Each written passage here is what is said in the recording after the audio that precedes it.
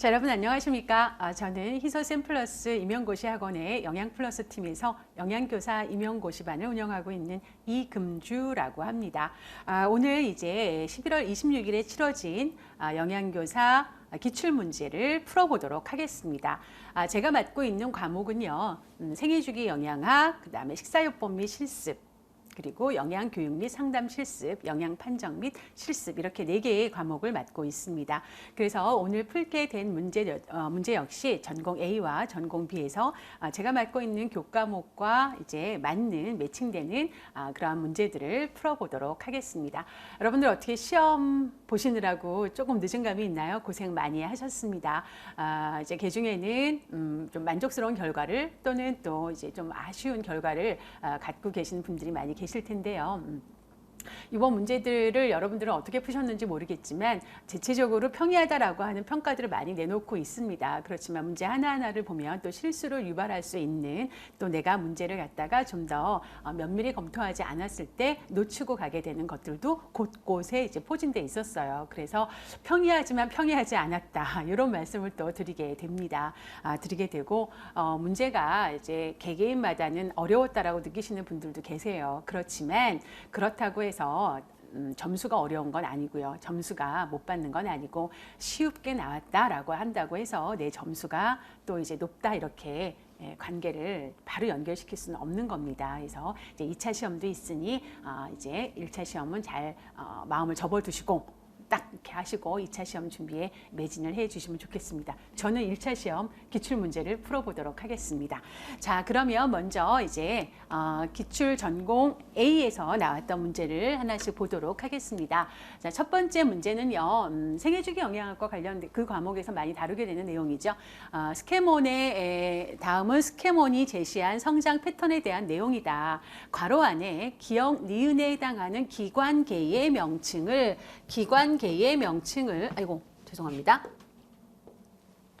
기관계의 명칭을 순서대로 쓰시오라고 했습니다. 이런 거 하나하나가 이제 이런 거 하나하나가 꼼꼼히 살펴봐야 되는 거예요. 기관계의 명칭을 쓰라고 얘기를 했습니다. 자, 이 문제를 풀려고 하면은 우리가 스케몬의 성장 곡선을 알아야 되겠죠. 이거는 뭐 많이 보셨을 거라고 생각을 합니다. 스케몬의 성장 곡선은 의미하는 것이 출생 시의 성장률을 0%라고 놓고 성장을 해 가면서 쭉 성장이 달라지겠죠.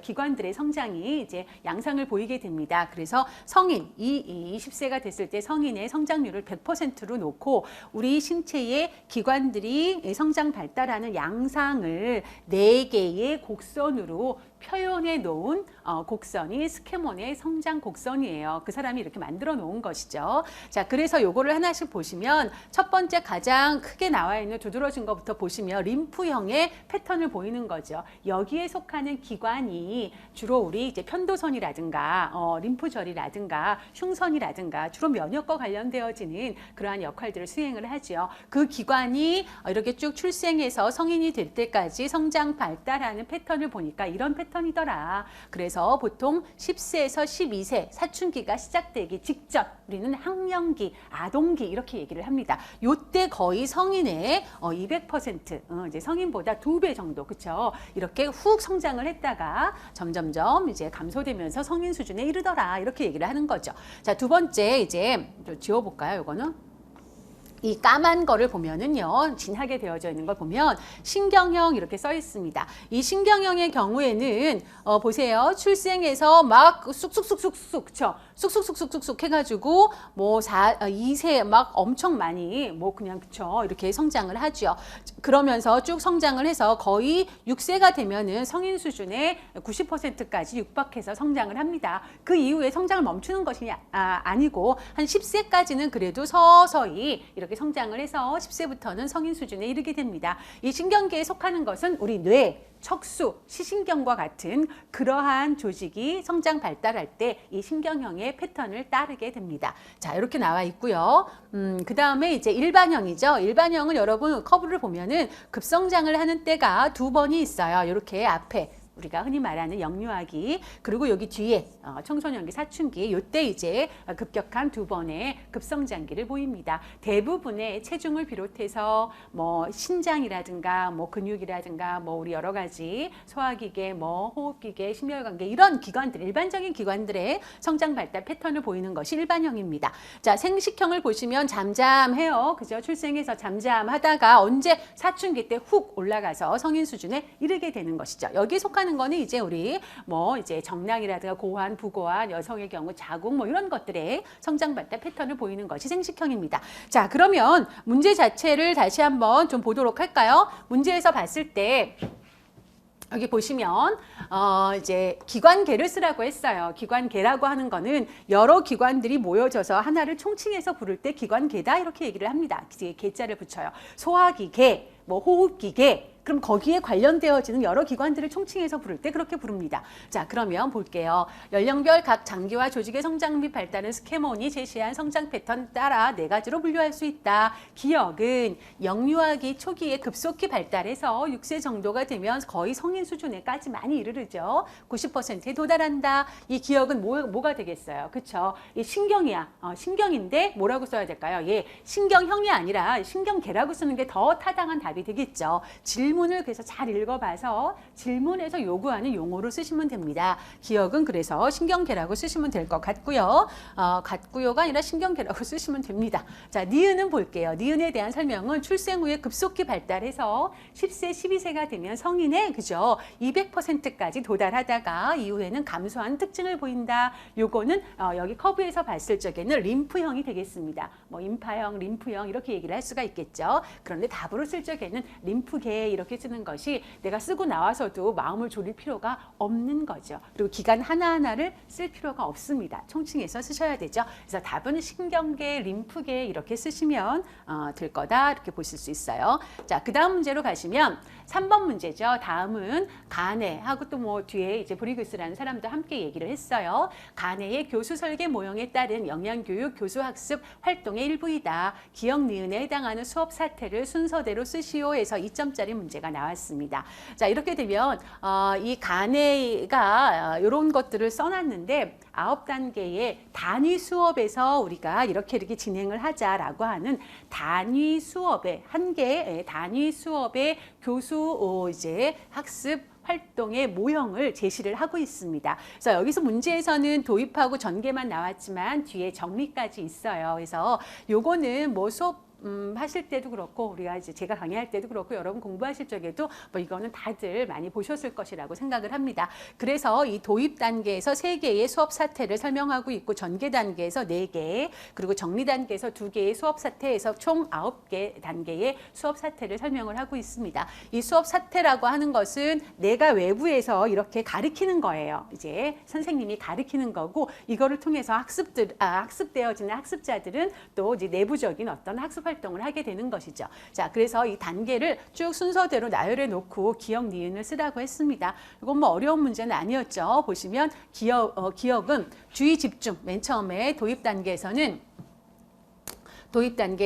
주의 집중을 하게 되고 그 다음에 오늘 무슨 공부를 할 거야 라고 하고 오늘 너는 이런 것을 달성하게 될 거야 라고 하는 학습 목표를 제시를 해주게 됩니다. 그 다음에 이제 선수학습을 상기하게 되고 학습 내용을 제시를 해주고 학습 안내 및 지도 열심히 이제 학습을 하는 단계라고 하겠죠. 그리고 학생들이 그것들을 내가 이제 활용을 해가지고 적용할 수 있는 연습을 많이 하게 됩니다. 그것을 우리는 성취, 행동, 유도 또는 연습 이렇게 얘기를 하죠. 그거를 쓰시면 되겠습니다. 그리고 피드백 제공해서 뭐 질문 같은 걸 했을 때 학생들이 답을 잘하면 그거에 대해 칭찬을 해주고 조금 더 잘못된 답을 하면 바르게 고쳐주고 하는 피드백을 제공을 함으로써 학생들에게 강화를 제공해주게 되는 그런 단계 이렇게 있습니다. 그래서 요 단계 수업 사태를 묻는 질문은 요 문제는 요거에 대한 이제 모형을 잘 기억을 하고 계시면 적절한 답을 쓰셨을 수 있다 이렇게 볼 수가 있고요. 전체적으로 우리가 간해와 브리그스의 그 단위 수업에 대한 수업 모형을 좀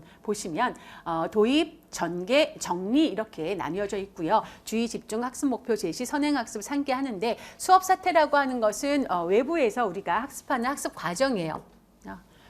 이제 교수 과정이죠. 교수 과정, 가르치는 과정. 학습은 이제 학생들이 이제 습득하게 되는 거고, 외부에서 우리가 교수하게 되는 과정을 이렇게 9단계로 쭉 얘기를 하고 있습니다. 이거에 따라서 각각 학생들은 내적으로 이러한 내용의 학습 과정이 일어난다. 학습이 되어진다. 이렇게 보고 있는 거죠. 그래서 이렇게 이 모형 문제가 나오게 되면 나올 수 있는 것들은 이런 절차, 이제 외적으로 제공하는 교수 단계 아니면 학생들이 내적으로 학습하게 되는 과정도 얼마든지 나올 수가 있는 거죠. 그래서 이런 것들도 같이 우리가 이제 잘 알아두셨었을 그럴 내용이다 이렇게 볼 수 있어요. 그래서 주의 집중을 통해선 주의, 기대, 기억의 재생, 뭐 선택적 자각, 정보의 저장, 성취행동 유도를 통해서는 재생과 반응 그리고 피드백을 제공해 줌으로써 강화를 하게 되는 거고요. 또 성취행동을 평가하게 되고 그 다음에 파지와 전이라고 하는 건 뭐예요? 파지는 내가 암기하는 거예요. 전이는 새로운 상황에 이렇게 적용해 보는 거예요. 그러면서 내가 아는 지식을 굉장히 보편화, 일반화할 수 있도록 이렇게 유지를 시켜주는 거죠. 그래서 이러한 단계의 수업 사태에 대해서 잘 기억을 해 두셨어야 되고 요거는 앞으로도 얼마든지 출제가 될 수 있는 부분이다. 이렇게 말씀을 좀 드려요. 자, 그래서 답은 학습 목표 제시, 성취행동 유도 이렇게 쓰시면 되겠습니다. 자, 그 다음에 5번 문제인데요. 다음은 우리나라 청소년의 영양 상태에 대한 내용이다. 작성 방법에 따라 서술하시오 이랬어요. 자, 작성 방법에 따라 서술하라고 하는 4점짜리 문제 이런 게 나오면요. 기입형 문제는 바로바로 이제 읽으면서 답을 쓰시면 되는데 저의 경우에는 이런 말씀을 드립니다. 작성 방법이 이렇게 나와 있으면 작성 방법부터 먼저 좀 읽어보세요. 그래야지 이 지문을 처음부터 쭉 읽어보고 작성 방법을 보시는 것보다는 이런 것도 훈련이 필요해요. 작성 방법 먼저 읽어보시고 여기서 나와 있는 이제 문제들을 보면은 이거를 알고 이 지문을 보면 좀 더 선택과 집중을 해서 내가 질문을 읽을 수가 있어요. 자, 그렇게 보시면 도움이 될 것 같다라고 말씀을 드리는데 첫 번째 작성 방법을 보시면 괄호 안에 기억에 해당하는 에너지 필요 추정량을 2020 한국인 영양소 섭취 기준에 근거해서 쓰라고 했어요. 그러면은 지금 보시면 기억이 여기죠. 기억이 보니까 뭐 여기서부터 읽어본다고 해도 현재 남자 청소년의 에너지 필요 추정량은 12에서 14세에 뭐 2,500이고 15에서 18세 2,700이 이제 연령간에 이제 나뉘어져 있죠. 자, 그런데 문제는 여자예요. 여자 청소년의 경우에는 그냥 이게 나뉘어져 있지 않습니다. 그래서 12에서 18세 에너지 필요 추정량이 얼마다 이게 답이에요. 기억, 그쵸? 그냥 쓰시면 됩니다. 이거는 그냥 쓰시면 돼요. 뭐 2,000칼로리잖아요. 그냥 쓰시면 되는 거죠. 그리고 이제 그 다음 니은 문제. 괄호 안에 니은에 해당하는 영양소의 명칭을 쓰래요. 니은에 해당하는 영양소는 요것도 쭉 뭐라고 나와 있어. 그쵸? 뭐라고 나와 있는데 보니까 여기서 보니까 영양소 섭취 기준 미만 섭취자의 분율이 높은 영양소는 니은이고 비타민 C고 칼슘이고 엽산. 네, 순으로 나타났다. 그리고 니은을 쓰래요. 그럼 여기까지만 만약에 사실 나와 있으면 여기 니은에 들어갈 게 한두 개가 아니잖아요. 그렇다면 우리가 이 통계 자료를 기억하고 있어야 된다는 얘기인데 이렇게까지? 이런 얘기가 나오는데 다행히 니은에 해당하는 설명을 줘요. 이거는 안 줄 수가 없어요. 워낙에 경우의 수가 많으니까. 그래서 니은은 어떤 역할을 하는 것이냐. 상피세포의 분화와 증식, 면역 기능, 생식 등의 중요한 역할을 하므로 정상적인 성장과 발달에 필수적인 영양소다. 이렇게 얘기를 하고 있습니다. 이러한 기능을 하고 있는 대표적인 영양소는 비타민 A라고 하는 거는 우리가 이제 영양소 이런 개요에서 많이 다루셨을 거예요. 그래서 그렇게 쓰시면 됩니다. 그래서 실제로 여기 앞에 있는 통계 내용을 모른다고 하시더라도 답을 쓰는 데 있어서는 크게 어려움이 없다. 이제 그러고 사실 이런 내용들까지 추가적으로 학습을 하실 적에는 많이 노출이 되셨을 수 있어요. 이런 정보에 대해서. 그렇지만 반드시 우리가 다 이런 것들을 외우고 있기는 너무 버거워요. 이 통계 자료까지도 외우고 있다는 건 상당히 버거운 일입니다. 자, 그래서 기억 니은은 여러분께서 해결하시는데 크게 어려움이 없을 거라고 생각을 하고 있어요. 자, 그 다음에 디귿 리을을 좀 보시면 디귿 리을이 철 흡수, 여기 디귿 리을이 어디냐? 자, 여기 보시니까 디귿 리을이 철 흡수를 향상시키는 이유를 한 가지씩 순서대로 서술해라 이렇게 나와 있어요.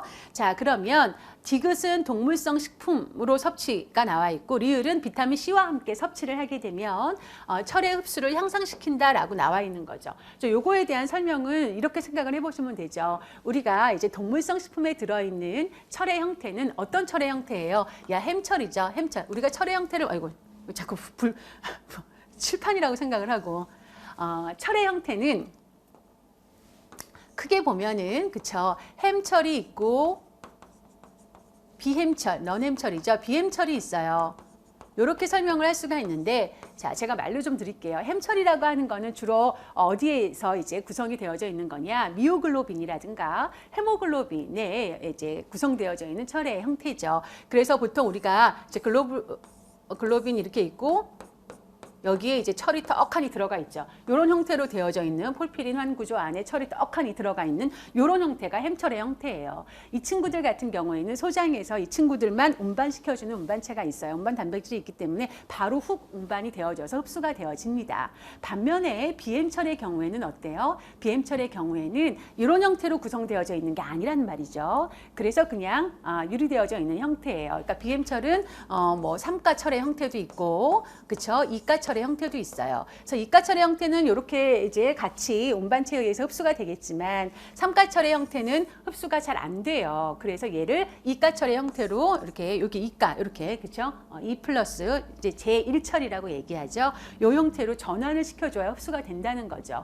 그런데 이 동물성 식품에는 주로 뭘로 많이 구성이 되어져 있느냐? 햄철의 형태가 많이 구성되어져 있습니다. 햄철의 형태가 한 40%로 구성이 되어져 있고, 식물성 식품 같은 경우에는 거의 100%가 비햄철로 되어져 있어요. 자, 그래서 이 동물성 식품이 훨씬 이제 흡수가 잘 된다라고 얘기를 하고 있죠. 그래서 햄철의 경우가 비햄철에 비해서 흡수가 잘 되는데, 흡수율을 보면은 뭐 햄철의 경우에는 한 뭐 20에서 25% 흡수가 된다고 그러고, 비햄철의 경우에는 한 5% 정도밖에 흡수가 안 된다 이렇게 얘기를 하고 있어요. 그래서 그러한 내용들을 다 이제 여기 디귿 리을 안에 흡수가 잘 되는 이유를 쓰시면 되는 거죠. 그래서 우리가 보통 비타민 C 같은 경우에는 이제 철 제2철인 거죠. 3가 형태로 되어져 있는 산화형의 철이 환원형의 철, 2가 형태의 제1철로 환원시켜주는데 환원제로 쓰인다라고 얘기를 하고 있어요. 자, 그런 것들 때문에 비타민C와 함께 먹으면 흡수가 잘 된다 이런 얘기를 하는 거죠. 그래서 이런 내용 자체는 여러분께서 뭐 이해하시는데 크게 어려움이 없어요. 크게 어려움이 없기 때문에 잘 정리를 해서 이제 쓰시면 된다 이렇게 볼 수가 있습니다. 그래서 요거를 정리해서 제가 한번 써봤어요. 이렇게 이제 정리를 했는데, 일단 기억은 2000 뭐 킬로칼로리 쓰셔도 되고 안 써도 되고 단위는 거기 있었으니까 기억으로는 2000 쓰시면 되고, 니은으로는 비타민 A 쓰시면 됩니다. 그리고 디귿에서 이제 먼저 동물성 식품이 철 흡수를 향상시키는 그 이유를 쓰라고 했으니까 햄철의 흡수율은 20에서 25%로 비햄철의 5%보다 흡수율이 높고, 동물성 식품은 40%가 햄철로 구성되어져 있어서 비햄철로 구성된 식물성 식품보다 철 흡수율이 높다. 그러니까 이런 말은 뭐 안 쓰셔도 되겠지만 이 내용은 이제 들어가 있어야 되겠죠. 자, 그 다음에 이제 비타민 C가 어떻게 도움이 되느냐라는 얘기죠. 식품 중에 존재하는 비햄철의 제2형, 제2철, 우리가 제2철은 이제 3가의 철의 형태를 말을 하는데, 제2철의 형태를 제1철의 형태로 환원시켜서 소장에서 철 흡수를 향상시킨다. 이렇게 쓰시면은 큰 무리가 없이 점수를 획득할 것으로 보입니다. 자, 이렇게 해서 3번 문제를 해결을 하시고, 요건 추가적으로 철 흡수에 영향을 주는 증진인자와 방해인자를 좀 살펴보겠는데요. 증진인자는 앞서 말씀드린 것처럼 햄철이라는 거, 그 다음에 위나 소장의 산성 환경, 우리가 비타민 C가 이제 철 3가를 철 2가로 환원시켜 주는 거잖아요. 그때 도움이 되는 거죠.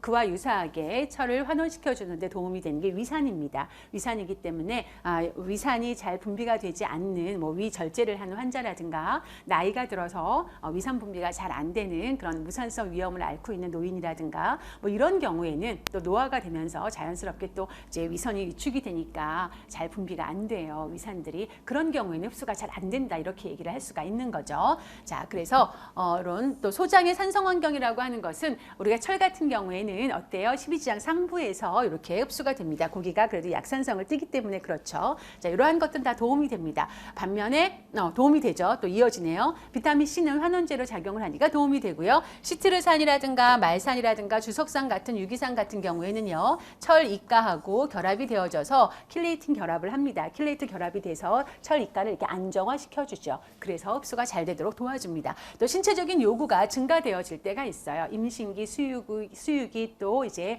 성장하는 아동기, 청소년기와 같이 어떤 체내에서 요구되어지는 양이 많아질 적에는 생리적으로 이제 흡수율이 증가가 되어집니다. 자, 이렇게 되고 방해인자는 너무나 몸에 철이 저장량이 충분할 경우에는 소장에서 흡수율이 떨어지게 됩니다. 그리고 타닌, 피틴산, 수산, 폴리페놀류, 식이섬유와 같은 경우에는 철과 결합을 해서 불용성 염을 형성을 하죠. 불용성, 이제 녹지 않는 불용성 염을 형성을 해서 흡수가 안 되게 됩니다. 그리고 이제 철을 흡수해서 운반해주는 단백질이 철만 운반해주는 것이 아니라 다른 영양소들도 함께 결합이 되어져요. 그렇기 때문에 칼슘, 아연, 망간을 과다하게 섭취를 하면 철이 결합해야 될 자리에 얘네들이 다 들어가 버리게 되는 거죠. 그래서 철은 상대적으로 흡수가 잘 안 되게 됩니다. 그래서 이러한 이제 영양 보충제들을 우리가 활용을 할 적에도 단일 영양소들을 너무 많이 먹게 되면 또 다른 영양소의 흡수 불량이 나타나게 된다. 이렇게 얘기할 수가 있죠. 장 통과 시간이 단축이 되는 단장 증후군이라든가 이러한 문제가 있는 경우에도 역시나 방해가 됩니다. 그리고 위절제 수술, 노화로 인해서 위산 분비가 감소되는 경우 환원제의 역할을 하지 못하기 때문에 역시나 철 흡수가 방해된다. 이렇게 얘기를 할 수가 있습니다. 자, 이렇게 해서 이 문제를 해결을 해봤고요. 그 다음에 이제 6번 문제로 식사요법 문제에 해당한다고 볼 수가 있겠죠. 다음은 지방간을 진단받은 30대 여성 A씨의 영양 판정 결과다. 작성 방법에 따라 서술하시오 했어요. 역시 작성 방법 먼저 좀 읽어볼게요. 그래서 영양 판정 결과에 근거해서, 그러니까 이 결과에 근거해서 어떻게 하라고요? A씨의 지방간 개선을 위한 식사요법 2가지를 서술하라고 얘기를 했습니다. 이거를 이제 잘 봐야 되겠구나. 그리고 A씨의 지방간 회복을 돕는 항지방간 인자 중, 지방간 인자가 많다는 얘기예요. 항지방간 인자가 이제 많다는 얘기죠. 몇 개가 있는데 그 중에서 비타민과 무기질의 명칭을 순서대로 써라라고 나와 있어요. 이게 4점짜리 문제면 보통 이런 게 이제 여기가 한 2점, 여기가 한 2점 이렇게 배점이 되지 않을까 생각을 합니다. 자, 그러면 지방간이라고 하는 거는 여러분 어때요? 정상 간에 중성 지방이 5% 이상 축적이 되어져 있을 때 우리가 지방간이라고 진단을 합니다. 지방간의 경우에는 이 원인이 무엇인가를 좀 파악하는 게 중요해요. 이 원인에 따라서 식사요법의 방법이 좀 차이가 생길 수가 있거든요. 그래서 이 지방간의 원인을 좀 먼저 살펴봐야 되는데, 지방간의 원인 중에 가장 대표적으로 얘기를 하는 것이 비만이에요. 비만. 그래서 이 비만인 경우에 지방간이 이제 많이 발생을 하게 되는 거죠. 그래서 보통 비만인 사람들의 경우에 체중을 10%만 감량을 하더라도 지방간이 개선이 된다라고 하는 너무나 요즘에는 일반화된 그런 내용들이 이제 제시가 되고 있습니다. 그래서 비만인 경우에는 당연히 칼로리 섭취를 줄여서 체중 감량을 해 나가도록 해야 되겠죠. 그 다음에 또 이제 대표적으로 뭐죠? 알코올성 지방간이죠. 알코올 같은 경우에는 당연히 이제 금주를 해야죠. 제 이름이 금주인데 금주를 해야죠. 그래서 이제 해야 되는 거고. 그 다음에 이제 영양 불량으로 인해서도 어때요? 그죠? 이게 올 수가 있어요. 영양 불량에 의해서도 지방간이 생길 수가 있습니다. 이거는 뭐 아무래도 지방 조직의 분해로 인해서 아세트코이가 많이 만들어지게 되고, 그로 인해서 이제 지방의 생성이 많아지게 되니까. 그리고 또 하나 식이성 요인 중에 과다한 탄수화물 섭취. 과다한 탄수화물 섭취.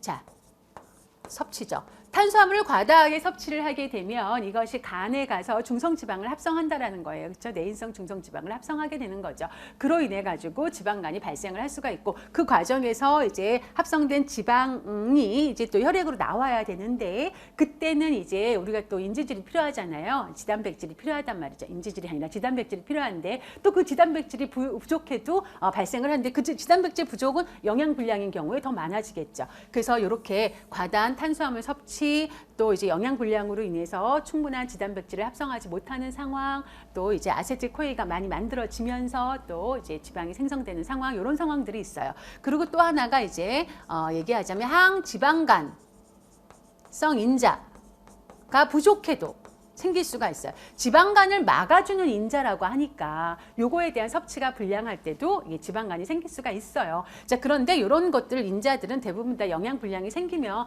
같이 이제 떨어질 수밖에 없는 상황이 되는 거죠. 자, 이렇게 전체적인 원인이 그렇습니다. 그러면 이 원인을 좀 우리가 생각을 해보면서 이제 요거를 살펴보면 영양 판정 결과를 보시면 여기서 첫 번째 요거를 좀 보실 수가 있어요. 딱 나왔어요. 우리가 영양 판정이라고 하면 여러분 어때요? 직접적인 판정 방법으로 A, B, C, D가 있단 말이죠. 신체 계측, B, 생화학적 검사, C, 임상조사, D, 식사섭취조사 이렇게 있는데 여기서는 신체 계측과 식사섭취 조사를 했네 해가지고 결과를 나타냈어요. 이거를 보고 우리가 평가를 해서 여기서 무슨 문제가 있는지를 찾아봐야 돼요. 네, 여러분. 그래서 여기 딱 보니까 160에 66이 나왔어. 그렇게 되면 BMI를 우리 계산하려고 하는 게 자연적으로 떠올라야 돼요. 그냥 떠올라 주셔야 돼요.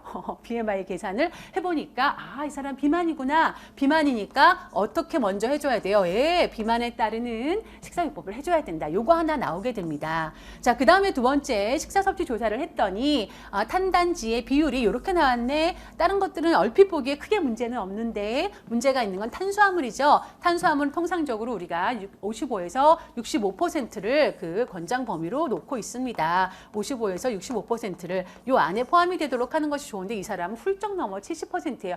이거 줄여야 되겠구나 라고 얘기를 생각하실 수 있어요. 자, 그러면서도 이제 단순당보다는 복합당질 형태를 먹어야 된다라고 하는 거를 하나 넣어줘야죠. 자, 그리고 요거를 섭취를 줄이게 되면 상대적으로 비율은 100%를 맞춰야 되는 거니까 누구의 섭취를 늘리는 것이 좋을까? 지방? 이거 아니죠. 그래서 단백질의 섭취를 좀 늘려주는 거다. 요거는 사실 저는 부가적으로 들어가는 말인 거고 탄수화물 섭취를 줄이는 거와 탄수화물의 종류를 어떤 것으로 먹어야 하는지를 써주는 것이 더 좋은 답이다. 저는 그렇게 생각을 합니다. 자, 그래가지고 요 내용을 정리를 해보시게 되면 이렇게 할 수가 있죠. 식사요법 두 가지를 영양 판정 결과에 근거해서 쓰라고 했어요. 다른 거 이제 막 가져다가 쓰지 말고 그러면 A씨의 BMI가 25.78kg/제곱미터로 어디에 해당해요? 완벽한 비만에 해당합니다. 비만에 해당하므로 비만이라는 말 들어가 주는 게 좋겠습니다. 해당하므로 체중 감량을 위해서 에너지 섭취를 줄인다라고 하는 거 첫 번째 식사요법으로 들어가고요. 두 번째 탄수화물의 에너지 섭취 비율을 55에서 65% 수준으로 조절하고 그죠? 조절하고 단순당보다는 복합당질 위주의 식사요법을 실시한다. 자, 여기서 그래도 더 쓰고 싶어요. 더 쓰고 싶으면 이거를 안 쓰고 이거를 쓰는 거는 저는 바람직하지 않다고 생각을 합니다. 요거를 쓰고 요거를 쓰고 추가적으로 이제 감소된 탄수화물의 에너지 섭취 비율만큼을 단백질 섭취를 20% 수준으로 상향 조절한다라고 하는 것이 부과되면 더 좋을 것 같다. 이렇게 얘기를 하지만 저는 요게 없어도 요것만 있어도 저는 좋은 답이라고 생각을 하고 있어요. 자, 그다음에 항지방간 인자는 이 중에서 비타민하고 무기질 종류를 쓰라고 했거든요. 그러니까 비타민은 비타민 E를 쓰시면 되고 무기질은 셀레늄을 쓰시면 됩니다. 이 이외에도 뭐 메티오닌이라든가 뭐 레시틴, 콜린 이런 친구들이 콜자가 얘는 뭐죠? 왜 이리 갔을까요? 콜자가 콜린 이상하게 써져 있지만 요거를 지우고 이왕이면 예쁘게 이렇게 써봅니다. 콜린도 있어요. 이렇게 5개가 있는데 이 중에서 비타민하고 무기질을 쓰라고 했으니까 이렇게 쓰시면 되겠습니다. 자, 그 다음에 이제 10번 문제 가나요? 다음은 철의 생화학적 영양 판정에 대한 내용이다. 작성 방법에 따라 서술하시오라고 했어요. 이제 영양 판정 문제이기 때문에 이제 철이 나왔어도 영양 평가를 위한 영양 상태를 평가를 위한 그런 측면에서 질문을 했는데 우리 앞서서 생애주기 영양학에서도 철 흡수 뭐 영양 인자와 관련되는 문제가 나왔었잖아요. 이제 그렇기 때문에 철이라는 영양소를 주고 이렇게 통합적으로 우리가 살펴봐야 되겠다 이렇게 말씀을 드리게 됩니다. 자, 그래서 여기서 보시면 여기서도 작성 방법 먼저 좀 보도록 할게요. 보시면 철의 영양 상태를 판정하는 지표로서 밑줄 친 기역, 니은, 디귿, 기역, MCV, 니은, 트랜스페린, 포화도, 디귿, 혈청 페리틴이에요. 이것의 수치 감소가 의미하는 바를 각각 서술해라. 철의 영양 상태가 안 좋아지게 되면 이들 영양 이제 지표들, 철의 영양 상태를 보는 지표들은 다 수치가 감소합니다. 그런데 좀 특징들이 있죠. 그것에 대해서 각각을 의미하는 것을 쓰라고 얘기를 했고요. 그 다음에 이제 기역, 니은, 디귿을 철 부족 단계를 우리가 통상 1단계부터 3단계까지로 얘기를 합니다. 이때 각 단계의 이 적절한 판정 지표, 각 단계의 적절한 판정 지표 순으로 써라. 이렇게 문제가 나왔어요.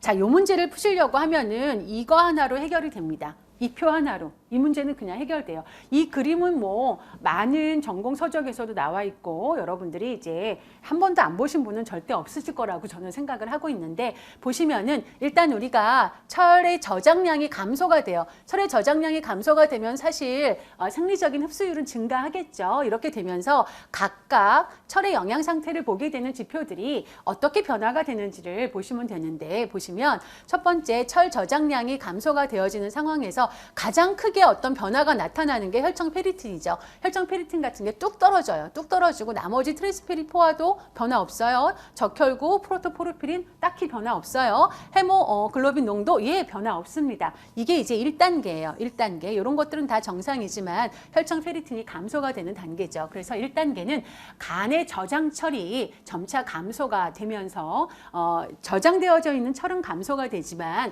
이동철 양이 뭐죠? 트랜스페린 포화도지요. 이것과 헤모글로빈은 정상인 철 저장량이 고갈된 단계다라고 정리해 볼 수가 있겠고, 이때 많이 감소되어지는 어떤 지표는, 평가 지표는 혈청 페리틴이 된다. 이렇게 볼 수 있어요. 자, 2단계는요. 굉장히 좀 좁은 단계인데, 2단계는 계속 이제 감소가 되고 이렇게 되면서 이제 어떤 변화가 있나요? 트랜스페린 포화도가 이제 뚝 떨어지게 됩니다. 트랜스페린 포화도는 뚝 떨어지게 되고 적혈구, 이제 새로운 적혈구를 만들어내려고 하는 이게 없어? 이렇게 되면은 인체에서는 어떤 보상 반응으로 인해서 더 많이 만들어내요. 이렇게 되는 적혈구 프로토포르핀은 쑥 증가를 하게 됩니다. 그렇게 되면서 헤모글로빈 농도를 보시면은 아직은 요 범위 자체가, 헤모글로빈 농도 범위 자체가 조금 감소는 되지만 우리가 정상 범위의 요 마지노선 정도로 감소가 돼요. 하한치로 감소가 되기 때문에 아직은 뭐 그렇게 정상이다라고 볼 수가 있습니다. 빈혈은 나타나지 않는 단계다라고 보지만, 빈혈은 나타나지 않지만 어때요? 이런 생화학적인 변화는 나타나는 단계다. 그래서 2단계는 간의 저장량이 고갈이 되고 적혈구 신생을 위한 혈장철 공급, 이게 트랜스페린 포화도죠. 이것이 점차 감소가 되는 단계다. 헤모글로빈은 감소가 된다고 하더라도 정상 수준의 최저치 정도이기 때문에 이것 가지고 이제 빈혈이다 얘기할 수는 없는 상황이죠. 그리고 적혈구 프로토포르피린 증가를 하는 것이 아주 두드러지게 나타나고 트랜스페린 포화도 감소하는 것이 아주 두드러지게 나타나는 단계다. 따라서 요약하면 빈혈 증상이 없는 철결핍의 단계다. 이렇게 볼 수가 있어요. 자, 3단계는 이제 마침내 빈혈 증상이 나타나는 상황인 거죠. 그래서 이제 헤모글로빈 뚝 떨어지고요. 여기에는 표현되어 있지 않지만 우리 적혈구 지수라고 하는 MCV, 뭐 MCH, 뭐 MCHC 이런 것들이 이제 다 감소가 되고 헤마토크리트 이런 것도 감소가 되어지는 단계가 됩니다. 그래서 3단계는 철 저장량, 또 순환되어지는 철량, 그러니까 뭐 다 감소가 돼요. 그래서 결과적으로는 빈혈이 나타나는 단계인데, 이때의 빈혈은 철결핍에 의한 빈혈이기 때문에 저색소성, 소혈구성 이러한 빈혈이 나타나는 단계다. 이때 많이 변하는 지표는 헤모글로빈, 헤마토크리트 이러한 적혈구 지수들이 다 감소가 된다. 이 표 하나로, 이 그림 하나로 다 설명이 되어져요. 이거를 잘 버무려서 내가 이만큼 알고 있고 정확하게 여러분이 서술을 하실 수만 있으면, 알고 있는 것을 서술을 하실 수만 있으면 점수를 받으실 수 있습니다. 그래서 정리를 해봤어요. 각각 기억이 혈청 페리틴이었나요? MCV였죠. MCV. 자, MCV 같은 경우는 이제 거의 3단계에서 감소가 되는 거잖아요. 그래서 철 저장량과 순환량이 모두 감소된 상태로 소혈구성, 저색소성 빈혈 상태를 의미한다. 이렇게 볼 수가 있습니다. 우리가 MCV라고 하는 거는 이 용적이잖아요. 용적. 적혈구 하나하나의 용적을 갖다가 평균 낸 거예요. 적혈구가 많이 있는데 하나하나의 용적 사이즈라고 봐야죠. 이것들을 갖다가 평균 낸 거예요. 그러니까 우리가 알고 있는 다른 정보를 가지고 알 수가 있어요. 헤마토크리트를, 이 헤마토크리트가 뭐예요? 이렇게 센트리퓨지 했을 때 여기 절규란다. 적혈구, 이 부피잖아요. 이 용적. 이거를 분자로 놓고 이 하나하나의 적혈구 수로 나눠주게 되면 이게 색깔이 빨간색이라 엄청 위압적이네요. 이걸로 나눠주면 MCV 하나하나의 용적이 나오는 거죠. 이것이 이제 작아져요. 작아지니까 당연히 적혈구 사이즈도 작아지는 것이고 그 안에 들어있는 헤모글로빈의 양도 작아지게 되는 거죠. 자, 이렇게 볼 수가 있고요. 얼른 지워볼까 봐요. 너무 무서운 색깔인데 왠지. 자, 그래서 이렇게 설명을 하시면 될 것 같습니다. 두 번째, 트랜스페린 포화도는 간의 저장량이 고갈되고 새로운 적혈구 생성을 위해 필요한 혈장, 철 공급이 감소된 상태로, 그래서 저는 여기는 반드시 뒤에 노란색으로 쓴 건 반드시 들어가줘야 되는 키 센텐스가 된다라고 볼 수 있는데, 혈장, 철 공급이 감소된 상태로 생화학적 변화는 나타나지만 빈혈 증상은 없는 철 결핍 상태다. 이렇게 이거를 의미한다. 이렇게 쓰시면 되겠습니다. 뭐 서술해라라고 할 적에는 시작은 그 문제에서 주는 그 주어로 시작하고 종결은 문제에서 주는 그 종결어로 끝을 맺는 것도 편안하게 쓰실 수 있는 방법이에요. 그 다음에 이제 혈청 페리틴인 거죠. 이건 이동철의 양과 헤모글로빈은 정상이지만, 그죠? 간의 저장철이 감소된 상태를 의미한다. 이렇게 쓰시면 되겠습니다. 자, 그래서 각각 1단계, 2단계, 3단계의 그 지표들을 이제 순서대로 써라라고 했으니까 디귿, 니은, 기역 이 순서대로 쓰시면 되겠습니다. 뭐 1단계 혈청 페리틴, 2단계 트랜스페린 포화도, 3단계 이제 평균 적혈구 부피 MCV를 쓰시면 되겠죠. 순서대로 디귿, 니은, 기역 이렇게 쓰시면 답으로 이제 인정받으시는 거죠. 자, 이렇게 해서 살펴봤고요. 이제 전공 A 마지막 문제가 되나요? 12번 보시면요. 다음은 고등학생과 영양교사의 영양상담 내용의 일부이다. 작성 방법에 따라 서술하시오 했어요. 작성 방법 먼저 볼까요? 보시면 밑줄 친 기역, 니은에서 사용한 영양상담 기술의 명칭을, 순서대로 쓰라고 얘기를 했고요. 그 다음에 이제 위에서 영양교사가 사용한 영양상담 이론의 명칭을 쓰고, 상담 이론, 영양상담 이론이에요. 영양교육이 아니라, 그렇죠? 영양상담 이론의 명칭을 쓰고 그 이론의 목표 한 가지를 서술하라고 했어요. 이럴 때 서술할 적에 뭐 삐리삐리 영양 상담 이론은 이라고 시작하시면 돼요. 이것을 목표로 한다 이렇게 하시면 문장에 그럼 뭐 이제 시작을 뭘로 하지? 끝을 뭘로 내지? 이렇게 고민을 좀 안 하셔도 되겠죠. 자, 그러면 첫 번째 먼저 볼게요. 아무래도 영양상담 기술의 명칭을 기역, 니은을 찾으려고 하면 그래도 좀 전후 사정을 좀 보는 게 좋을 것 같아요. 이건 좀 읽어보겠습니다. 자, 학생이 얘기를 해요. 체중을 줄여야 하는데 어제 친구들이랑 떡볶이를 많이 먹어버렸어요.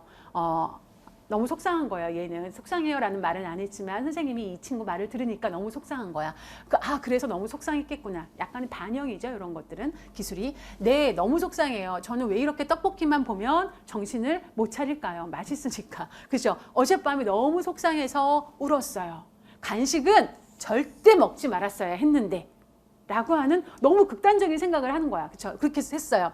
영양교사가 말을 하죠. 선생님도 고등학교 다닐 때 떡볶이를 좋아해서 많이 먹기도 했어요. 자, 이렇게 얘기를 하는 거죠. 이게 뭐냐? 영양상담 기술에서 이게 뭐냐라고 얘기를 하는 거예요.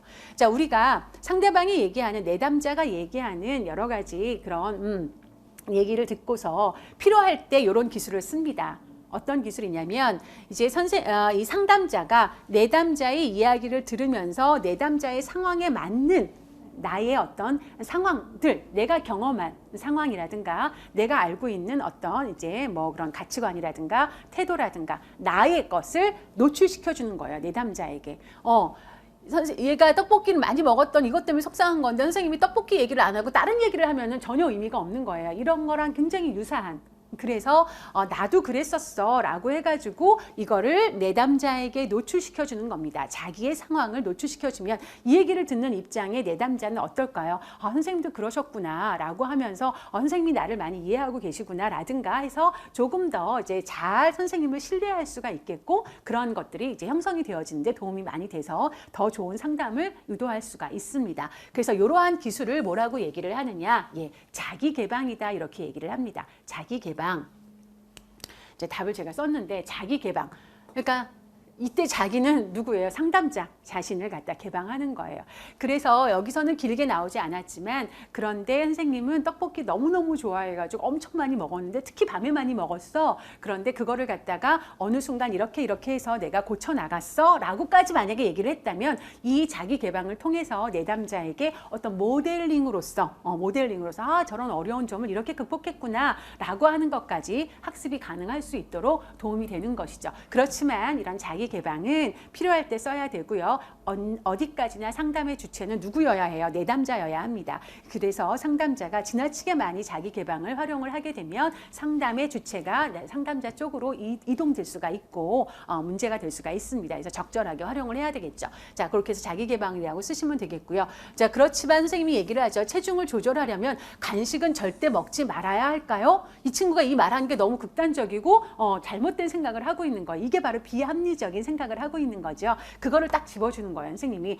그랬더니 얘가 네, 저는 간식은 절대 먹으면 안 된다고 생각해요 라고 얘기하죠. 영양교사. 그 다시 한번 얘기를 합니다. 간식은 전혀 안 먹고 사는 것이 현실적으로 가능할까? 이렇게 얘기를 하죠. 그랬더니 얘가 어때요? 잠시 생각에 잠겨 있어요. 요것도 상담 기술이에요, 여러분. 문제는 안 나왔지만 요건 침묵이라고 하는 상담 기술이에요. 시간을 갖는 거야. 선생님이 던져주고 시간을 갖는 거예요. 바로 이때 현실적으로 가능할까? 선생님이 막 이어서 학생이 생각할 시간도 안 주고 그건 불가능해. 그런 일은 있을 수 없어. 너 그렇게 살 수 있어? 이렇게 얘기를 하는 것이 아니라 학생한테 시간을 주고 선생님도 그 시간을 함께 지켜주는 거죠. 그래서 시간을 가져.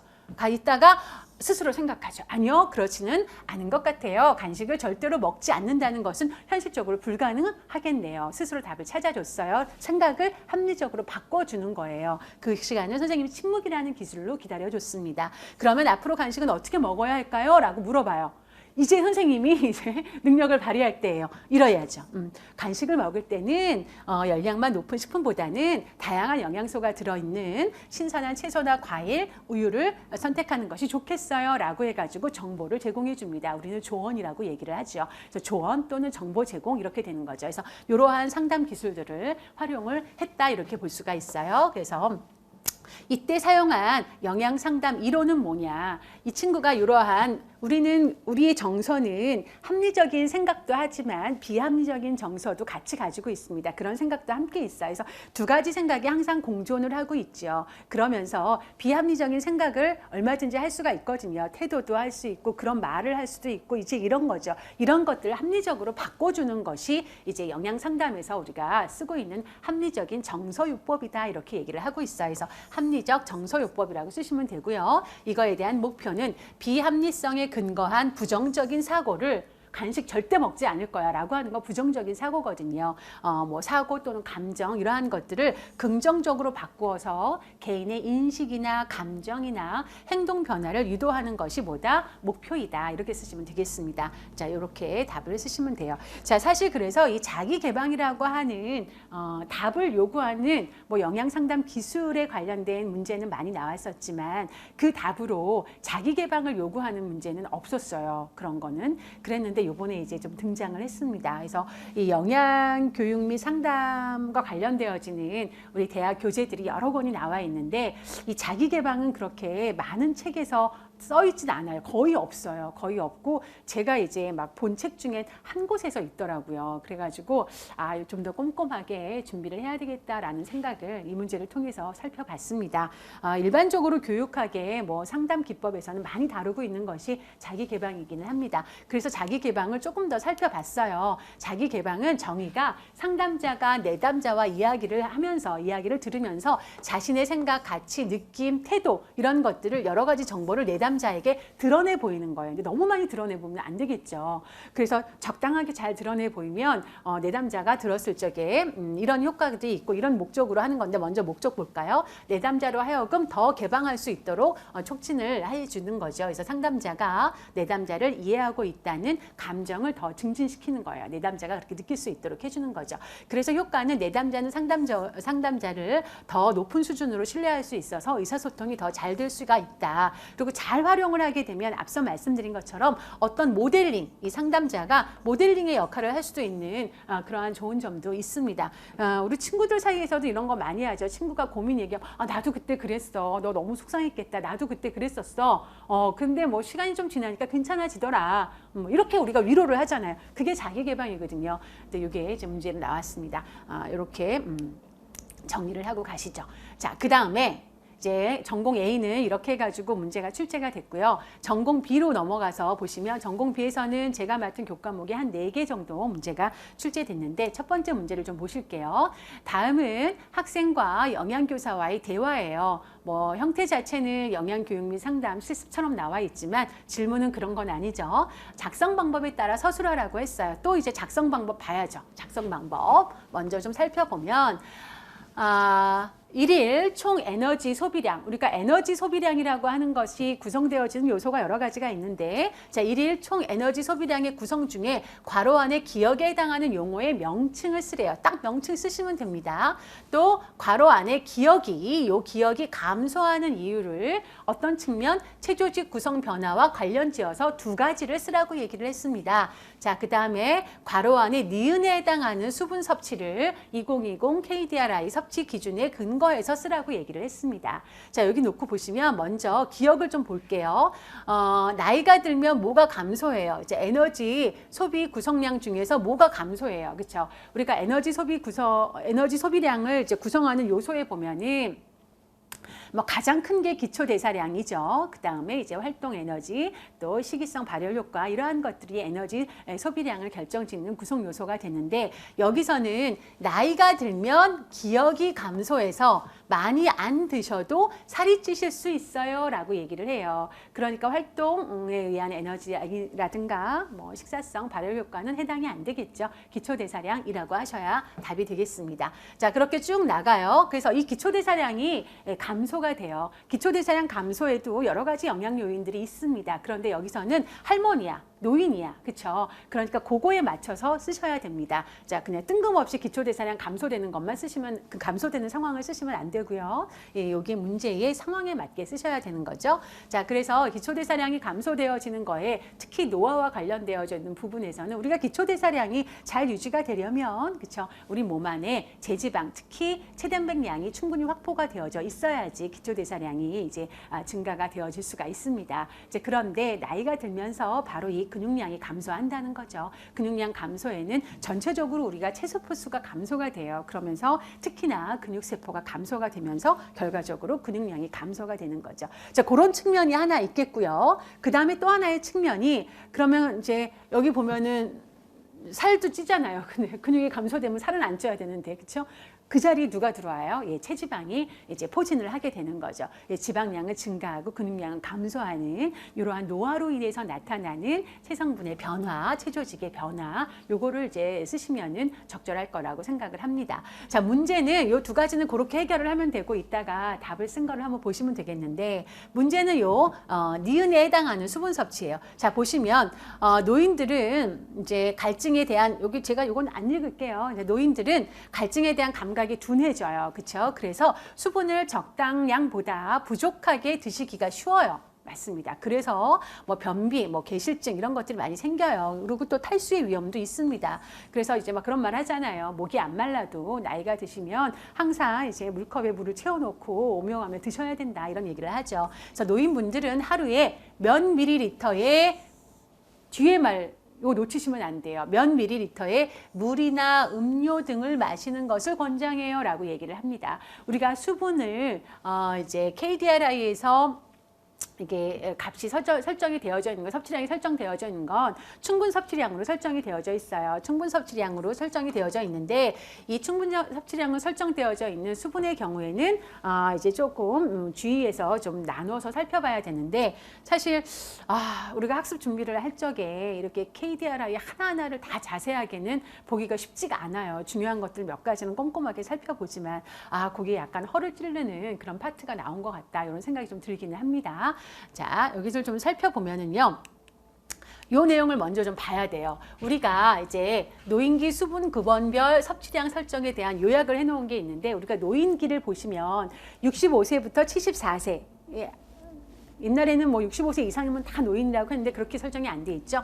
65세에서 74세, 그 다음에 75세 이상 까지 두 개로 나뉘어져 있어요. 자, 그러면 이 노인들에게 수분 섭취량이 설정이 될 때 어떠한 것들을 근거로 해서 설정을 하느냐라는 건데, 보시면 먼저 수분 섭취량은 충분 섭취량으로 설정이 되어져 있다라고 말씀을 드렸고요. 이때 크게 두 개로 이제 나눠서 생각을 해볼 수가 있어요. 음식을 통해서 수분을 섭취하는 양. 자, 음식을 통해서 우리는 저절로 내가 인식하지 않아도 수분을 섭취합니다. 뭐 밥, 국, 찌개, 기타 등등 여러 가지 반찬들을 섭취를 하게 되면서 함께 수분을 섭취하게 되는 거죠. 그 음식을 통한 수분 섭취량은 어떻게 산출을 하냐? 이건 연구에 의해서 나온 자료를 쓰는 거예요. 이거는 칼로리당 여기 나와 있는 것처럼 0.53ml를 적용을 해줍니다. 자, 이거에다가 그 다음에 이제 액체 형태로 우리가 수분을 섭취하는 거. 그럼 이때 말하는 액체라고 하는 건 무엇이냐? 물 액체고요, 음료 액체고요,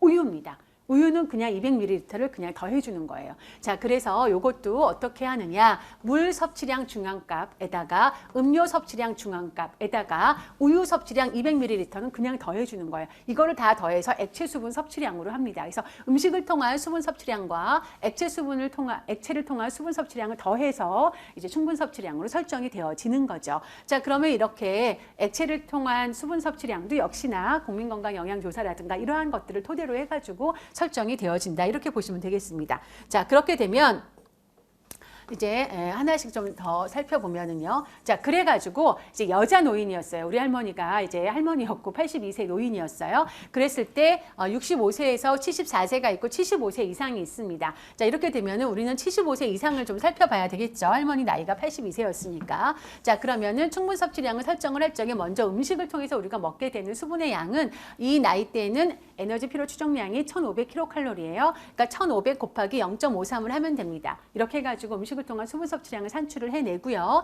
자, 그 다음에 이제 액체로 먹게 되는 섭취량입니다. 그래서 물 섭취의 중앙값 552, 그 다음에 이제 다른 음료를 통한 섭취 중앙값 5ml, 그 다음에 우유 하나는 그냥 넣어준다고 했어요. 200ml 하면은 800이 여기 나왔네. 800이 나옵니다. 그러면 앞에 800하고 뒤에 800 하면 1600이 되는 거죠.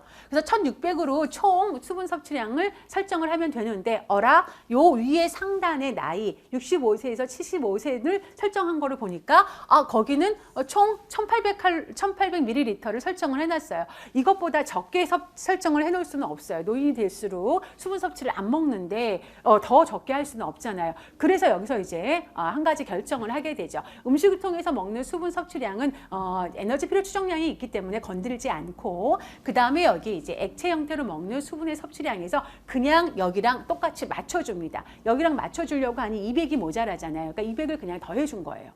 그래가지고 75세 이상 여자를 65에서 74세와 동일하게 하도록 하기 위해서 200ml를 그냥 상향 조절했어요. 그래가지고 여기를 갖다가 이제 800이 아니라 1000으로 한 거죠. 그러니까 액체 수분 섭취량을 1000으로 해준 거예요. 그래서 합쳐가지고 1800으로 설정을 해 놓은 것입니다. 그래가지고 나온 것이 이제 이런 값이 나오는 거죠. 그래서 노인기에 수분에 대한 충분 섭취량을 설정한 걸 요약을 보시면, 여러분 다 보이시나요? 보시면 이제 여자 75세 이상이 음식을 통해서는 800 계산에 의해서 나온 거고요. 그 다음에 물하고 음료와 같은 액체를 통해서 뭐 섭취하는 것이 이렇게 나오고, 여기에 물론 이제 우유까지 200이 들어가고, 그 다음에 200을 그냥 넣어준 거지. 그래가지고 얼마가 됐어요? 액체를 통해서 이제 1000이 되는 거죠. 그래서 총 1800, 위에 상단의 연령과 동일하게 설정이 되어져 있습니다. 자, 요것이 사실은 우리가 이렇게 꼼꼼하게 준비가 되어졌다면 여러분들이 이렇게 하고 쓰실 수가 있는데,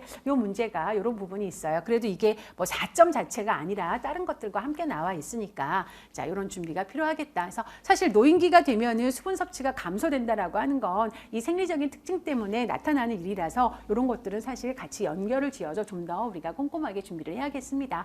자, 그러면 답은 기초대사량 쓰시면 되고요. 감소하는 이유 2가지. 일단 근육 조직의 감소, 여기다 근육세포수 감소 이렇게 쓰셔도 뭐 같이 연결해서 쓰셔도 되겠습니다. 근육 조직의 감소와 지방 조직의 증가로 기초대사량 감소가 초래된다. 이렇게 서술을 하시면 될 것 같고요. 그 다음에 이제 니은에 해당하는 값은 1000이라고 쓰시는 것이 맞다. 이렇게 볼 수 있습니다.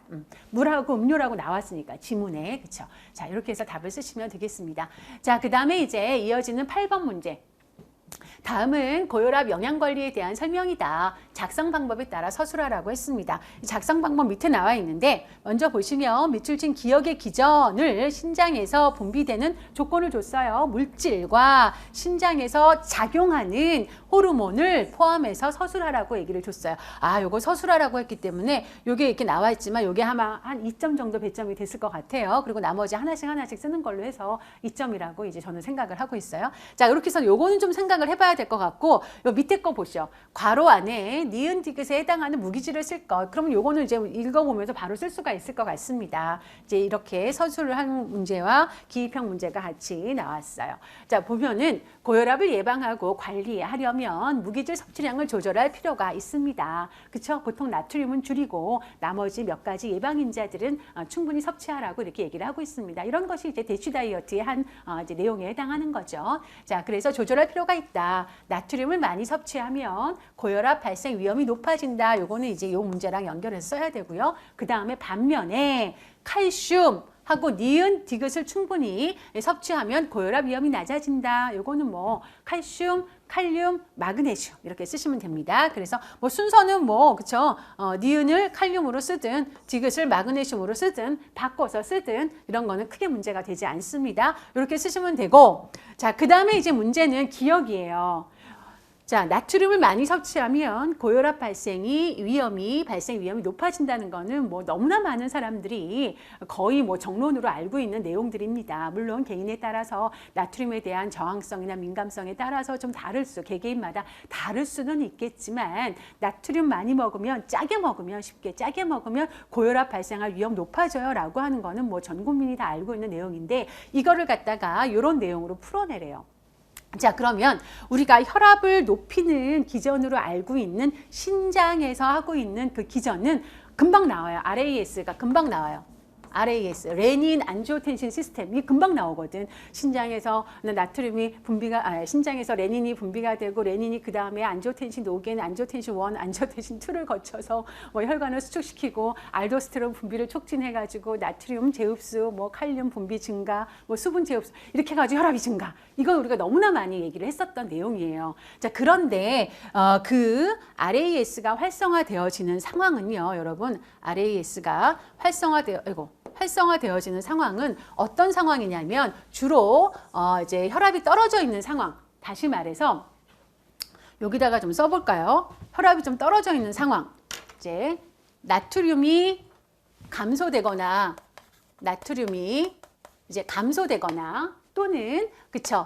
이제 혈액량이 감소돼서 혈압이 떨어지는 이 상황에서 우리는 주로 이런 레닌, 안지오텐신, 뭐 알도스테론 이 시스템이 활성화가 되어서 혈압을 정상으로 높여준다. 이 정상 범위가 너무 이제 벗어나거나 이게 지나치게 활성화가 되어지면 혈압이 된다, 고혈압이 된다 이렇게 얘기를 했어요. 그런데 여기서 문제에서는 뭐라고 나와요? 나트륨을 과잉 섭취하게 됐을 때 고혈압 발생을 연결을 하라고 얘기를 하거든요. 그래서 이 RAS 시스템, 그러니까 RAS가 활성화되기 전에 일단은 나트륨의 섭취가 과다해졌을 때 우리 몸에서 어떠한 일이 일어나는지 그거랑 잘 연결을 해야 돼요.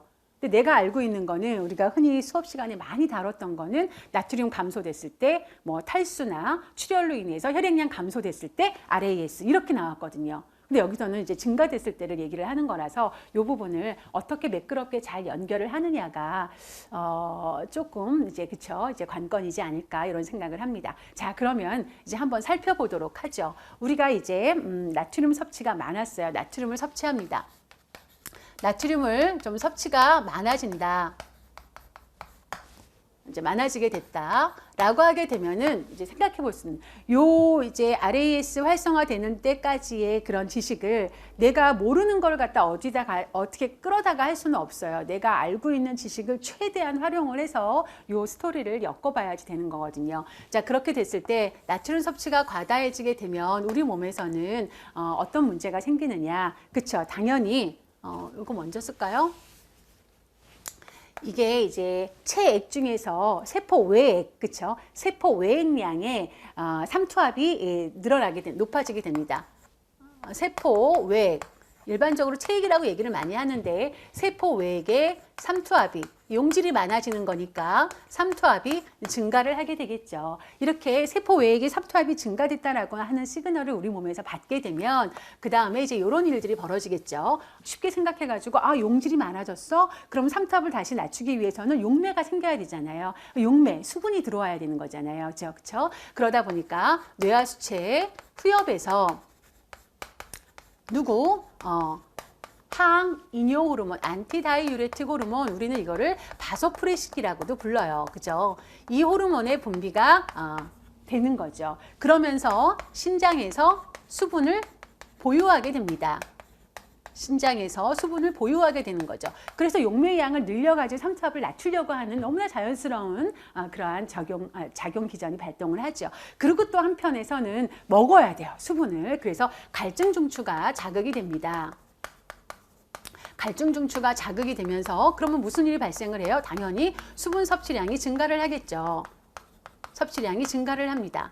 자, 이러한 과정을 통해 가지고, 그쵸? 요런 거 수분 섭취량이 증가를 하게 되면 체액량이 결국은 뭐 증가를 하는 거죠. 그럼 세포 외액량이 늘어나게 되는 거죠. 체액량이 증가를 합니다. 같이 이렇게 연결을 돼서. 그렇게 되면은 여기서 목적은 삼투압이 높아졌기 때문에 삼투압을 다시 낮추려는 노력을 해요. 그 다음에 무슨 일이 벌어질까? 이게 신장에서 소변을 보는 거예요. 소변을 봐가지고 빼내는 거죠. 신장에서 이제 소변 배출을 합니다.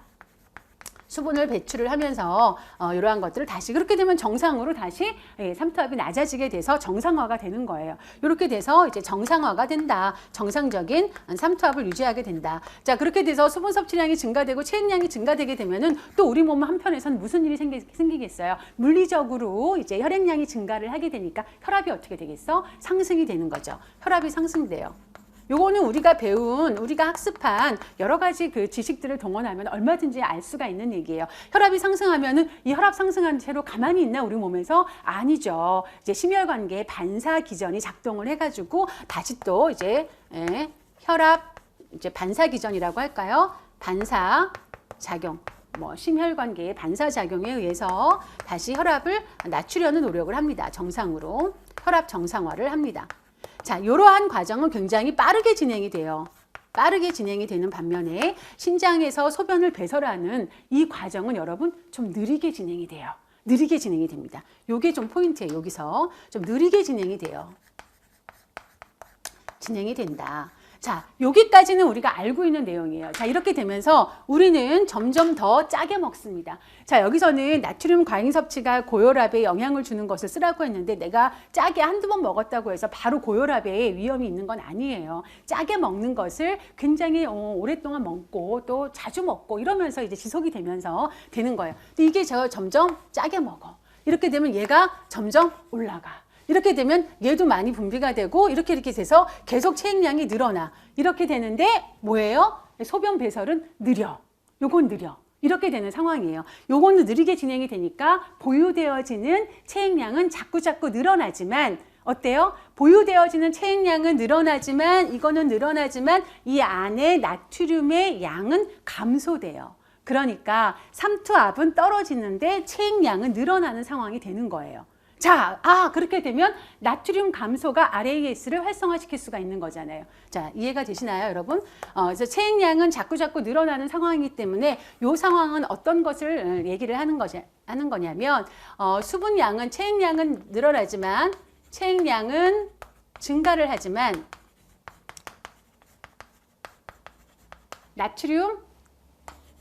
나트륨 농도는 감소해요.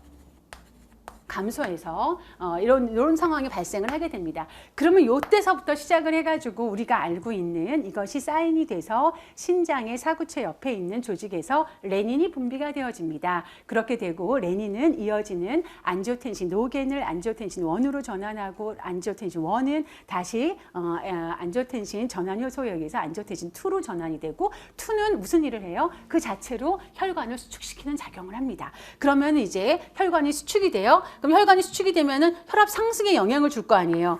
얘가 아무리 빠르게 잘 진행이 된다고 해도 자꾸 혈관을 수축시키는데 얘도 별 수 없어요. 그렇게 되면은 여기서 이제 균형이 깨지게 되면서 혈압이 상승하게 되는 거죠. 안지오텐신 2에 의해서 혈관 수축에 의해서 혈압이 상승되어지고, 그리고 이제 그 다음에 누가 나와요? 이제 등장을 하죠. 부신 피질에서 분비되면서 신장에서 작용을 하는 알도스테론이 등장을 합니다. 그래서 알도스테론이 나트륨 재흡수를 촉진하는 거죠. 떨어졌으니까. 그리고 칼륨 분비를 증가시키고 또 이제 수분의 재흡수를 촉진시켜서 다시 얘가 높이려고 노력을 하죠. 그렇게 되니까 그것이 또 혈압 상승에 영향을 주게 되는 거죠. 그렇기 때문에 이 과정을 먼저 주저리 다 쓰기는 어려워요. 사실상. 그렇죠? 그렇지만 여러분이 이 과정에 대해서 내가 이제 스토리를 엮고 있어야 그 다음에 써지는 말도 그거에 맞춰서 말이 써질 수가 있다라는 얘기인 거죠. 자, 그러고 여기서는 사실 우리는 학습하실 적에는 알도스테론도 얘기하지만 뇌하수체 후엽에서 분비되는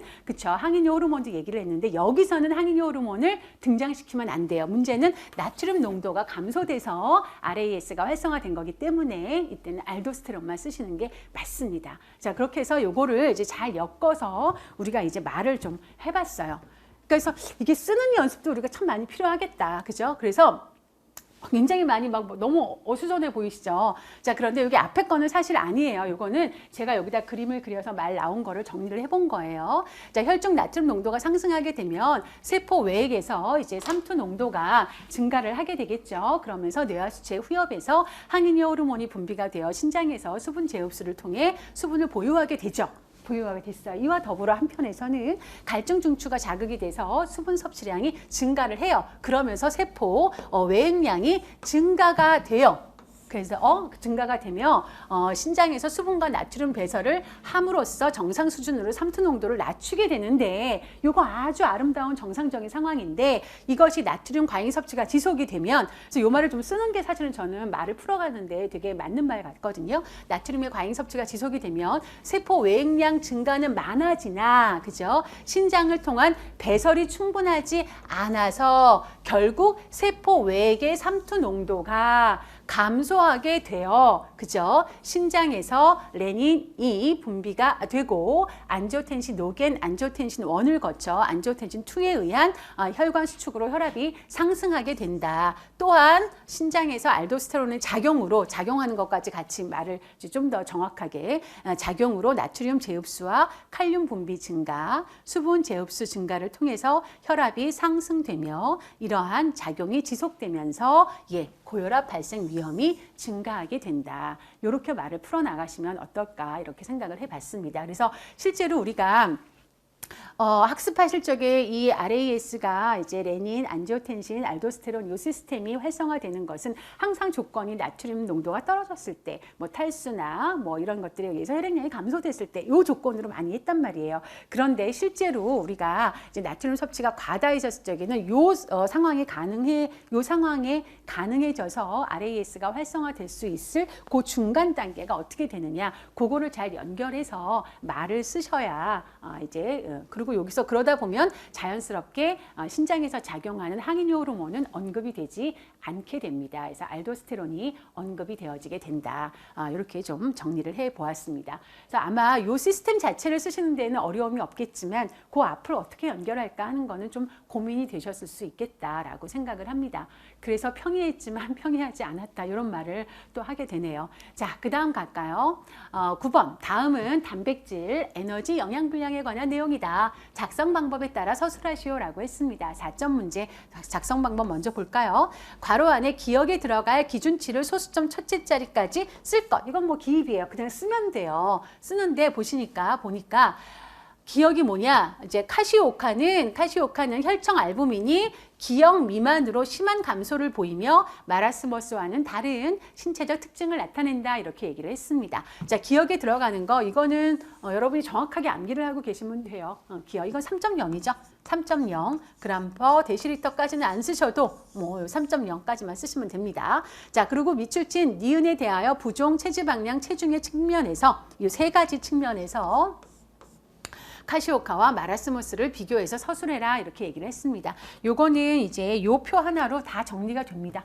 표 하나에 다 나와 있어요. 뭐 나머지는 이제 여러분 참고로 보시면 되는 거고, 이 노란색으로 쓴 것이 답이에요. 이게 이제 기억 답이죠. 기억 답입니다. 그래서 카시오카하고 마라스머스는 대표적인 단백질, 에너지, 말, 영양 결핍의 형태로 대표적으로 많이 나오고 있는데 두 가지가 특징이 좀 달라요. 그래서 비교를 해서 항상 기억을 해 두셔야 된다. 이렇게 아마 학습하실 적에도 많이 얘기를 들으셨을 거예요. 자, 그랬을 적에 카시오카의 경우 혈청 알부민이 3.0g/dL 미만이다. 반면에 마라스머스는 뭐 여기를 초과했다고 볼 수가 있죠. 자, 체중, 체지방 부종의 측면에서 보라고 했어요. 그러니까 카시오카는 그러니까 비교를 해서 쓰라고 했으니까 뭐 마라스머스는 표준 체중 80% 미만으로 감소되지만 카시오카의 경우에는 표준 체중을 90%를 초과하는 수준으로 체중 감소는 이제 크게 나타나지 않는다. 이렇게 쓰시면 되겠죠. 말을. 그리고 두 번째 체지방의 경우에는 마라스머스는 감소하지만 카시오카는 유지가 된다라고 하는 거. 부종 측면에서는 마라스머스는 부종이 나타나지 않지만 카시오카의 경우에는 당연히 알부민 농도가 떨어졌기 때문에 영양성 부종이 나타난다. 이렇게 해서 쓰시면 크게 문제가 없을 것으로 보입니다. 자, 그 다음에 이제 마지막 문제가 되겠네요. 다음은 음식물 쓰레기 줄이기를 주제로 영양교사와 교생들이 나눈 대화의 일부이다. 작성 방법에 따라 서술하시오라고 했습니다. 4점짜리고요. 작성 방법 먼저 보시면 밑줄 친 기억에서 리을 중 잘못된 부분 두 가지를 찾으래요. 그런 다음에 이거를 바르게 고쳐 쓰라고 했습니다. 밑줄 친 미음의 교육 방법 명칭을 쓰고 교육 효과 한 가지를 서술하라고 했습니다. 자, 그러면 쭉 한번 이거는 읽어야 되겠네요. 그렇죠? 읽어야 되겠어요. 자, 음식물 쓰레기 줄이기를 교육하기 위한 방법에 대해서 이야기해 보도록 합시다. 예, 해봅시다. 교생 1부터 4까지 있어요. 교생 1이 얘기를 하죠. 학생들과 토의를 하는 것은 어떨까요? 참신한 아이디어를 자유롭게 제시하고 발전시키는 그렇죠. 브레인스토밍을 하고 싶어요. 두뇌 충격법이라고 하죠. 브레인스토밍, 이건 맞는 말이에요. 그죠? 그래서 브레인스토밍을 여러 차례 이제 하면서 가장 최적의 안건을 이제 우리가 이제 선택할 수가 있고, 우리가 모두가 브레인스토밍을 참여해서 거기서 뭔가 최종적인 이제 결정안을 하나 결정을 하게 되면 모두가 참여해서 우리가 만들어낸 안이기 때문에 그만큼 실행력도 높아진다. 이렇게 얘기를 하고 있어요. 자, 브레인스토밍에서는 중요한 것이 정보의 양이 중요한 것이지 어떤 정보의 질이 중요한 것이 아닙니다. 그러니까 누가 얘기를 하면 그건 이래서 안 되고 저래서 안 되고 이런 거 안 된다는 거죠. 예, 이건 맞습니다. 자, 교생 2가 얘기하죠. 저는 강의 후에 학생들과 질의응답과 토의를 하는 강의식 토의. 자, 그냥 강의 같은 경우는 일방적으로 강의만 하는 건데 이거를 다시 또 질의응답을 해서 토의를 하는 것은 강의식 토의라고 얘기를 합니다. 예, 요거 맞는 말이에요. 아주 잘하고 있습니다. 자, 그 다음에 세 번째 교생 3이 얘기를 하죠.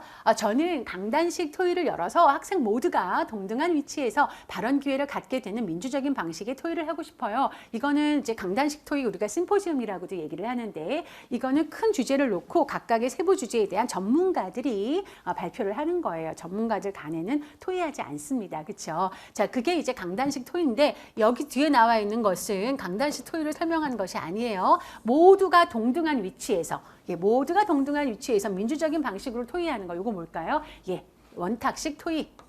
좌담회라고도 하죠. 원탁식 토의. 제가 답을 썼으니까 굳이 여기다 또 안 써도 되겠네. 한 번에 쫙 하고 보여드릴 건데 원탁식 토의 좌담회라고도 얘기를 합니다. 이거 틀렸네요. 자, 그 다음에 이제 교생 4죠. 교생 4. 저는 아이고 답이 나와버렸네. 이거 계획한 대로 한 게 아닌데 이거 한번 짠하는 건데. 네, 저는 학생들을 소집단 또는 분단으로 나누어서 주제로 토의하고 다시 전체 토의를 거치는 이거는 뭐예요? 예, 이거는 육류식 토의 또는 분단식 토의라고 얘기를 하죠. 자, 배석식 토의는 패널식 토의라고도 얘기를 하는 거라 요거는 설명이 잘못됐습니다. 자, 이렇게 고치시면 될 것 같고요. 그 다음에 이제 미음, 학생들을 인솔해서 어디로 갔어요? 음식물 쓰레기 처리장을 직접 방문했어요. 그렇죠? 백문이 불여일견 방문을 한 거예요. 방문을 하는 교육 방법도 있지요 라고 했는데 이 교육 방법의 명칭은 견학에 해당하는 것이고 견학에 이제 효과를 쓰시면 되겠습니다. 자, 그래서 답을 이렇게 정리를 했어요. 디귿의 강단식 토의가 틀렸고 좌담회 또는 원탁식 토의 어떤 거를 쓰셔도 답으로 인정받을 수 있습니다. 배석식 토의, 분단 토의, 육육식 토의 어떤 거를 쓰셔도 인정받을 수 있고요. 견학이라고 쓰셔야 되겠죠. 자, 견학의 그런 어떤 효과는 크게 이렇게 두 가지로 저는 생각을 해요. 그래서 이 두 가지 중에 각각 하나씩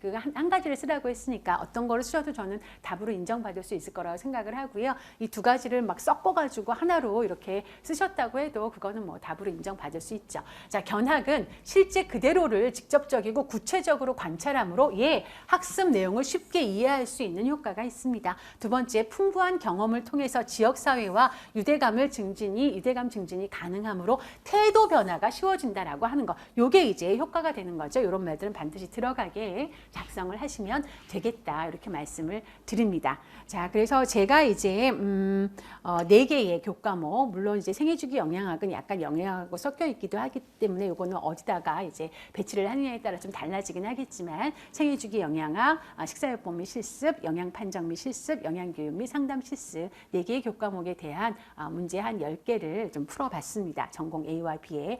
여러분들 어떠셨나요? 문제가 뭐 쉬웠던 분도 계시고 조금 나는 뭐 좀 불편했었다, 어려웠다라고 생각하시는 분도 계시고 개인마다 상당히 주관적인 그런 어떤 평가들을 가지고 계실 거예요. 자, 이러한 것들을 토대로 해서 전체적으로 볼 적에는 문제 자체의 난이도나 이런 것들은 지극히 상대적인 부분이 있습니다. 그래서 우리가 이 문제를 놓고 봤을 적에는 좀 주의를 많이 기울여야 됐었구나. 또 그리고 한 번에 딱 보면 되게 쉬워 보이는데 조금 좀 꼼꼼하게 살펴보면 거기서 조금 이제 점수가 갈릴 수 있는 부분도 없지 않아 있었다. 그나마 다행인 것은 이제 큰 덩어리로 해가지고 4점짜리 안에 그냥 정말 4점 문제로만 나온 것이 아니라 조금 이렇게 발라져서 분리돼가지고 나와서 내가 조금 하나를 실수한다고 해도 이제 좀 어느 정도는 그래도 보완이 됐을 수 있었다 이렇게 생각을 합니다. 자, 그래서 이제 1차 시험은 이런 식으로 이제 좀 평가를 해 보게 되고요. 이제 2차 여러분들 시험 준비